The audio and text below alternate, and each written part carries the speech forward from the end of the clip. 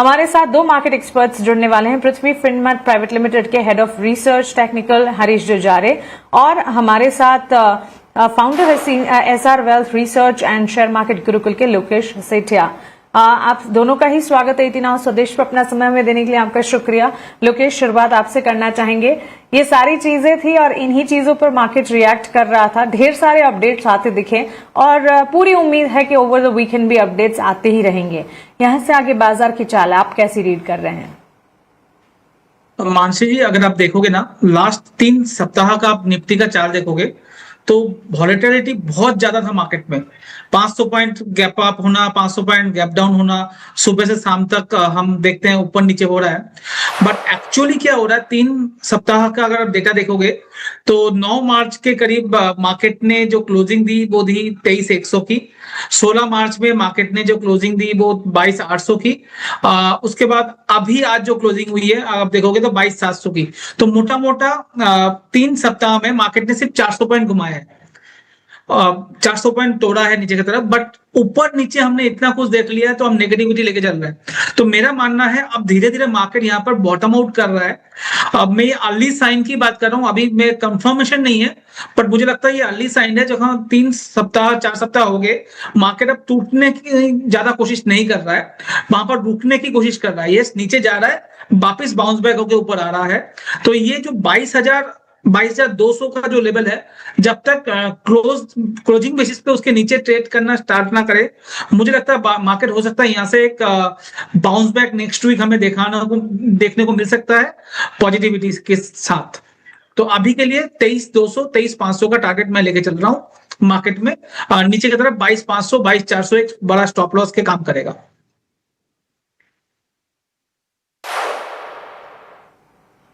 Alright, तो चलिए एक नजरिया फिलहाल बाजार पर। शायद अपने बॉटम की तलाश में इस वक्त मार्केट है और इतना गिर चुका है, अब संभलने की कोशिश कर रहा है। अगर ग्लोबल टेंशन थोड़ी कम भी हो जाती है तो बाजार चाहता तो है कि अपने आप को संभालें। देखते हैं आने वाला दिन और आने वाले समय बाजार के लिए किस तरह से पैन आउट होते दिखते हैं। लेकिन हरीश, आप बताइए, आप कैसे रीड कर रहे हैं? टेक्सचर ऑफ द मार्केट तो अब भी वीक है, लेकिन लोकेश जिस तरह से समझा रहे हैं, क्या यहां से अब कोई राहत की खबर आने पर बाजार एक तरफा तेजी की तरफ मुड़ सकता है या चैलेंजिंग ही है अभी भी समय? गुड इवनिंग मानसी जी। बिल्कुल, देखिए अगर देखा जाए तो मार्केट में आज गैप डाउन ओपनिंग हुआ, लेकिन उसके बाद एक शानदार रिकवरी देखने मिला। इतना एंटिसिपेटेड भी नहीं था कि इतना रिकवरी देखने मिल सकता है, लेकिन सरप्राइजिंग था कि बहुत अच्छे रिकवरी देखने मिल रहा था मार्केट्स में। हाउएवर देखा जाए तो पहली बार बहुत दिनों के बाद एक पॉजिटिव कैंडलस्टिक के साथ फॉर्मेशन क्लोज हुआ है और मुझे लग रहा है कि यहाँ पे बिल्कुल स्ट्रेंथ दिखाई दे रहा है। अभी जो 22,000 के आसपास जो सपोर्ट थे, आजू बाजू ही निफ्टी ऑलमोस्ट गिर चुका है, वहीं से रिकवरी देखने मिल रहा है। तो मल्टीपल टाइम्स हमने इसी के आसपास से रिकवरी देखने मिल रहा है। हो सकता है कि 22,000 प्रिसाइसली ना टच करे, हो सकता है कि 22,150 200 के आसपास एक बॉटम फॉर्मेशन बने और वहां से रिकवरी मिले। हाउएवर एक फॉलो अप बाइंग जरूरी है। हमने कल भी देखा था एक पॉजिटिव ओपनिंग, हाउएवर उसमें फिजल आउट होते हुए नजर आया। लेकिन एक पॉजिटिव के आज का कैंडल के साथ मुझे लग रहा है कि आने वाले हफ्ते में बिल्कुल एक फॉलो अप बाइंग बिल्कुल देखना चाहिए, जरूरी है। जब तक मुझे लग रहा है कि 23,000 के ऊपर इंडेक्स नहीं निकलता है, ये जो सेल ऑन राइज का मार्केट है, लेकिन 23,000 के ऊपर अगर प्रिसाइजली निकल जाता है, मुझे लग रहा है कि एक शार्प शॉर्ट कवरिंग देखने मिल सकता है, जहाँ पे निफ्टी को ऊपर की ओर 23,500 या 24,000 लेवल्स तक की ऊपर की ओर ज्यादा चांसेस है। कि जिस तरीके से हमने क्लियरली मार्केट्स में वीकनेस देखने मिल रहा है, आरएसआई बिल्कुल डीपली ओवरसोल्ड है, उसके चलते शार्प रिकवरी ज्यादा एंटिसिपेट किया जा सकता है। लेकिन जो भी है 23,000 के ऊपर ही मुझे लग रहा है कि एक शार्प रिकवरी देखने मिल सकती है।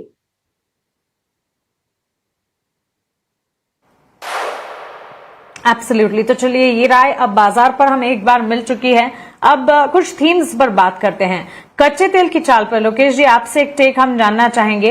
107 108 डॉलर प्रति बैरल के लेवल्स हमने ब्रेंट क्रूड में देखे और पूरे हफ्ते की अगर बात करें, कच्चे तेल ने काफी हद तक वॉलेटाइल क्यूज दिखाए, डाउनसाइड भी नजर आई, ज्यादा अपसाइड ही देखने को मिली और उबाल जारी रहा।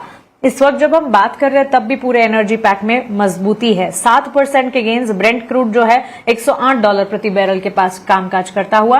वहीं नेचुरल गैस में भी इसी तरह के स्तर हम देख रहे हैं, करीब 1.5-2% की मजबूती, $3 के पास के स्तर है। अब रिलेटेड इक्विटी मार्केट प्लेयर्स पर कच्चे तेल के इस उबाल का कैसा असर देख रहे हैं, क्योंकि कई सारे सेक्टर्स प्रभावित होते हैं इससे? जी मैम, अगर कच्चे तेल की बात करूं तो सबसे पहले आप अगर इसको ध्यान से देखो 9 मार्च से वापिस मैं वो 9 मार्च का ही बात कर रहा हूँ। 9 मार्च से लेके अभी तक वो एक रेंज है 95 और ऊपर की तरफ 110, इसी बीच में ये ट्रेड कर रहा है। एक बार 110 के ऊपर क्लोजिंग देगा तो इक्विटी मार्केट के लिए खराब है। अदरवाइज अब मार्केट इसको पचा रहा है, इस लेवल को 105 106 के लेवल को अब मार्केट इसको पचा रहा है, नंबर 1। और इससे हो क्या रहा है, ओएनजीसी टाइप के जो शेयर्स हैं वो बहुत अच्छा प्रदर्शन दिखा रहा है। तब ओएनजीसी देखेंगे तो काफी अच्छा कर रहा है, और नेगेटिव इंपैक्ट जो होगा वो आपको देखने को मिलेगा बीपीसीएल, एचपीसीएल, आईओसी के अंदर। और एक और अगर मैं थीम की बात करूं यहाँ पर ही जो उभर के आ सकता है आने वाले टाइम पे, वहां पर आप देखोगे जो कंपनीज चेन्नई पेट्रो टाइप की कंपनी, जो एमआरपीएल टाइप की कंपनी, यहाँ पर आप देखोगे कोई करेक्शन नहीं देखने को मिल रहा है और धीरे धीरे ये उभर के आ रहा है, क्योंकि यहाँ पर ड्रिलिंग का काम बहुत आने वाले टाइम पे इंडिया में बढ़ सकता है।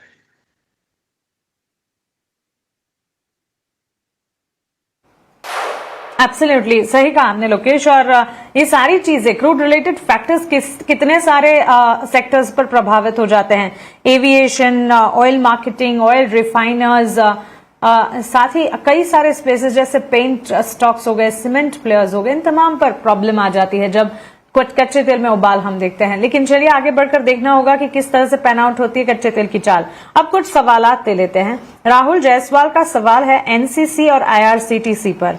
दो स्टॉक से हरीश आपसे टेक समझना चाहेंगे, तो रेलवे स्टॉक में इस वक्त किस तरह के सेंटिमेंट्स बन रहे हैं आपके हिसाब से, और road and infra, Nagarjuna construction company order wins के चलते फोकस रेडार पर रहती जरूर है। दोनों स्टॉक्स में एंट्री लेवल बता देती हूं। एनसीसी करीब 2300 शेयर्स खरीदे 185 के दाम पर, और आईआरसीटीसी के 300 शेयर्स खरीदे हैं 657 के दाम पर। क्या राय होगी राहुल के लिए? मनसी देखिए, हमने अगर रेलवे स्टॉक्स की बात करते हैं तो लगातार हमने थोड़ा बहुत वीकनेस देखने मिल रहा है, स्पेशली रेलवे स्टॉक्स में। जो थीम चल रहा था 2023-24 में, वो कहीं ना कहीं स्टॉक में प्रॉफिट बुकिंग देखने मिल रहा है और लगातार एक डाउन ट्रेंड में है सारे रेलवे स्टॉक्स। अगर आईआरसीटीसी की स्पेशली बात करते हैं तो देखिए मेजर सपोर्ट था 550, तो मुझे लग रहा है कि ये जो लेवल ऑलरेडी रिसेंटली तोड़ चुका है उसके नीचे ट्रेड कर रहे हैं। मुझे लग रहा है कि इस लेवल मुझे लग रहा है कि ध्यान देना चाहिए। जब तक इसके ऊपर नहीं निकलता है मुझे लग रहा है कि फ्रेश रैली थोड़ा मुश्किल है स्टॉक्स में। तो ये फिलहाल के लिए स्टिफ रेजिस्टेंस के हिसाब से काम कर सकता है 550 से 555 के रेंज में। मुझे लग रहा है कि इस लेवल्स को ध्यान देना चाहिए। अगर इस लेवल्स आता है तो इनको बेहतर रहेगा थोड़ा एग्जिट करे, क्योंकि सपोर्ट अभी भी बहुत नीचे की तरफ दिखाई दे रहा है, जो कि ऑलमोस्ट 450 से 445 के आसपास सपोर्ट है। तो उसके चलते मुझे लग रहा है कि कोई रनअप आती है, रिलीफ रैली आती है 550 के आसपास, मुझे लग रहा है कि फिर एक कुछ टाइम के लिए इसमें एग्जिट करने की ज्यादा सोचने की राय रहेगी। और दूसरी स्टॉक है एनसीसी। अगर एनसीसी में भी देखा है तो लगातार हमें डाउन ट्रेंड देखने मिल रहा है, लेकिन स्टॉक में जिस तरीके से गिरावट देखने मिल रही है, ऑलमोस्ट एक मेजर सपोर्ट्स के आसपास मूव होते नजर आ रहा है, जहाँ पे 135 से 125 के बीच में एक स्ट्रॉन्ग सपोर्ट जोन से हो सकता है कि यहाँ से स्टॉक फिर से एक बार इसका रिवर्सल का मुंह देखने मिल सकता है। तो एनसीसी में बने रहने की राय रहेगी। मुझे लग रहा है कि फिलहाल के लिए यहाँ पे सपोर्ट्स के आसपास आ चुका है स्टॉक, और थोड़े बहुत गिरावट देखने मिल सकती है, लेकिन मुझे लग रहा है कि ज्यादातर चांसेस है कि स्टॉक में रिवर्सल ज्यादा देखने मिल सकता है। फिलहाल के लिए एनसीसी में बने रहना चाहिए, वेराज आईआरसीटी पुलबैक्स में एग्जिट करने की राय रहेगी।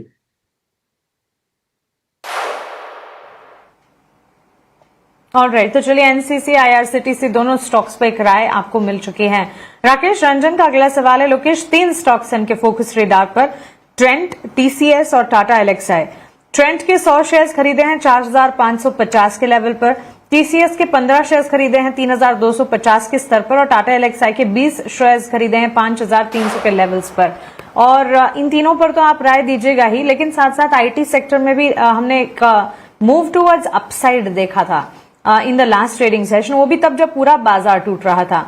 ऑफ कोर्स रुपी में जिस तरह के स्टेट्स आते हुए दिखे उसका एक असर देख सकते हैं, क्योंकि सीधा फैक्टर होता है करेंसी की चाल, ग्लोबल इम्पैक्ट से ताल्लुक रखता है आईटी सेक्टर, और करेंसी जहां जहां बढ़ती है या फिर टूटती है उसका भी एक इम्पैक्ट इवेंचुअली आ जाता है आईटी स्पेस पर। वहीं टीसीएस और साथ ही ट्रेंड जैसे स्टॉक्स जो हमारे व्यूअर ने खरीदे हैं, टाटा एलेक्साई, इस पर राय क्या होगी? सबसे पहले आईटी की अगर बात करूं मानसी जी, बहुत इंपॉर्टेंट ये है जो क्वार्टरली रिजल्ट आने से पहले आईटी सेक्टर को रिवाइवल बोलना मुश्किल होगा। मगर अभी क्योंकि बहुत ज्यादा ओवरसोल्ड जोन में है, तो यहाँ से 5-10% की रैली ऊपर की तरफ आ सकता है आराम से।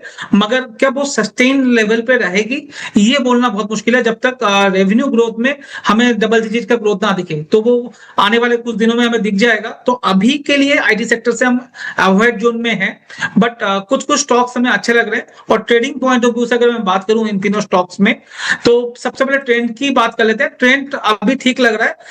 अभी के लिए 3450 का करीब बहुत अच्छा सपोर्ट जोन है, उसका स्टॉप लॉस लगा के होल्ड करेंगे तो 3700 और 3800 आ सकता है।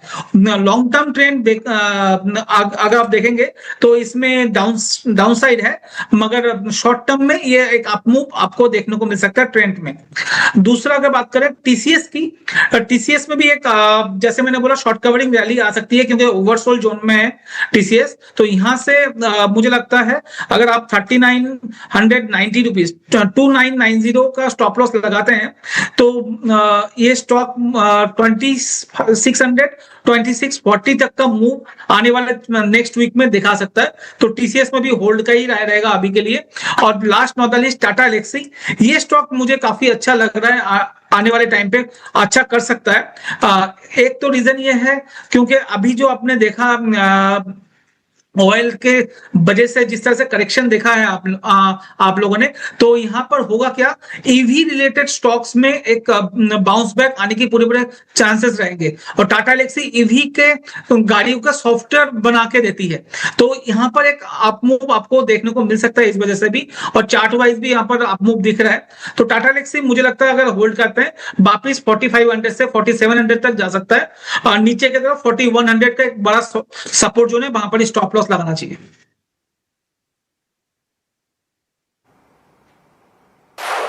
ऑलराइट, तो चलिए तीनों स्टॉक्स पर ओवरऑल स्पेस पर भी राय लोकेश जी ने अपनी बता दी है।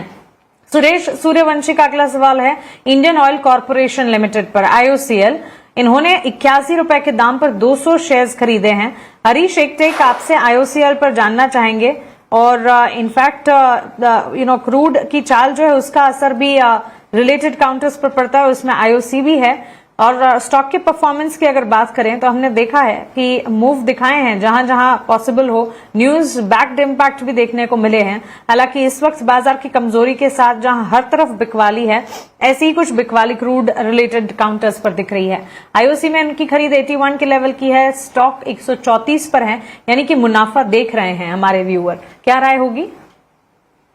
बिल्कुल मानसी जी, अगर देखिए लास्ट कुछ दिनों से लगातार एक वीकनेस देखने मिल रहा है आईओसी में, स्पेशली जिस तरह से क्रूड के प्राइसेस अभी भी एलिवेटेड लेवल्स पे है, मुझे लग रहा है कि थोड़ा प्रेशर और देखने मिल सकता है स्टॉक में। हाउएवर शॉर्ट टर्म के नजर से देखा है तो ऑलरेडी एक डीप ओवरसोल्ड सिनेरियो में है, तो हो सकता है कि पुल बैक एंटिसिपेट किया जा सकता है करंट लेवल से, जहाँ पे 140 से 145 के लेवल्स तक का मूव एंटिसिपेट कर सकते हैं शॉर्ट टू मीडियम टर्म में। हाउएवर मुझे लग रहा है कि थोड़ा टाइम लगेगा स्टॉक को, कुछ टाइम के लिए मार्केट स्टॉक में वॉलेटिलिटी बनी रहेगी जब तक क्रूड प्राइस एलिवेटेड रहेंगे। तो फिलहाल के लिए बने रहने की राय रहेगी, क्योंकि जिस तरीके से चार्ट स्ट्रक्चर है, लॉन्ग टर्म का चार्ट स्ट्रक्चर पे एक पॉजिटिव ही है। इनका खरीदारी तो अब बिल्कुल 80 के आसपास है, तो प्रॉफिट अभी तक तो प्रॉफिट तो है, लेकिन बने रहने की राय रहेगी। मुझे लग रहा है कि 140 से 140 का level short term medium term में एक बाउंस बैक देखने मिल सकता है। लेकिन मुझे लग रहा है कि क्रूड के प्राइस ज्यादा दिन होल्ड ना कर पाएंगे, तो वहां पे इसमें एक फिर से रिकवरी आने के ज्यादा चांसेस है।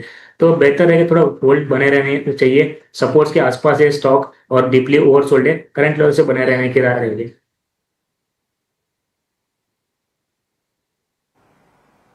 ऑलराइट, तो चलिए ये राय फिलहाल हमें मिलती हुई, लेकिन यहां से आगे बढ़ते हैं और रुक करते हैं आप हमारे स्पेशल सेगमेंट का, वैल्यू इन्वेस्टमेंट पिक का।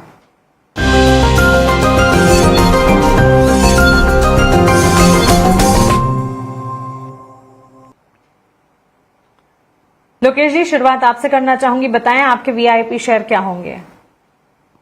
स्टॉक मैम कृष्णा फर्स्ट कैम है, ये स्टॉक काफी अच्छा लग रहा है। आज चार्ट पे ब्रेकआउट है, सारे मूविंग एवरेज के ऊपर ये स्टॉक निकल चुका है। सारे means 21 days, 50 days, 100 day and 200 day moving average के ऊपर ये ट्रेड करना स्टार्ट कर चुका है और बहुत ही बेहतरीन चार्ट पैटर्न शो कर रहा है। तो हमारे हिसाब से ये स्टॉक 540 में आप खरीदिए और इसका जो टारगेट बैठ रहा है 600 एंड 640 मिनिमम हमें इसमें आते हुए दिख रहा है और 480 का स्टॉप लॉस जरूर मेंटेन कीजिएगा इसमें। और दूसरा स्टॉक एफएनओ सेगमेंट से है नायका, ये भी बाय का ही कॉल है। 246 में बाय कीजिए, 240 का स्टॉप लॉस, 255 एंड 260 का कॉल। ये 2-3 दिन के लिए है नायका। एंड जो कृष्णा फास्फोरस है वो 30 दिन के पॉइंट ऑफ व्यू से मैंने कॉल दिया है।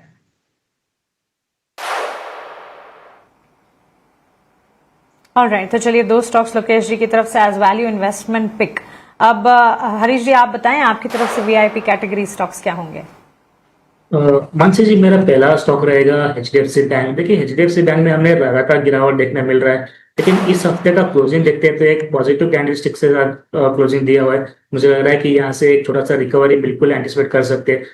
और हम लोग स्पेशली अगर नोटिस करने वाला चीज है कि आरएसआई की बात करते हैं तो ऑलमोस्ट कोविड लो के नीचे ट्रेड कर रहा है आरएसआई। तो मुझे कहीं ना कहीं एक क्लियरली यहाँ पे एक शॉर्ट कवरिंग रैली देखने मिल सकती है एचडीएफसी बैंक में। अगर मार्केट में कुछ भी थोड़ा भी अगर उछाल आता है तो मुझे लग रहा है एचडीएफसी बैंक थोड़ा ज्यादा और परफॉर्मेंस करते हुए नजर आ सकता है।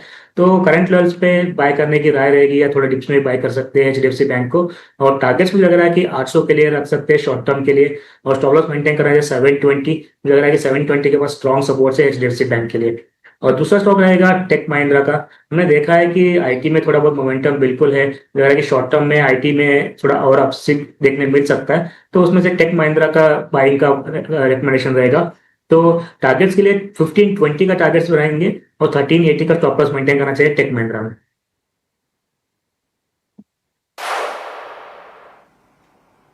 एब्सोल्युटली हरीश जी और लोकेश जी, बहुत शुक्रिया आपका हमारे साथ जुड़ने के लिए, सवालों के जवाब देने के लिए, हमारे व्यूअर्स की आने वाले हफ्ते की तैयारी करवाने के लिए।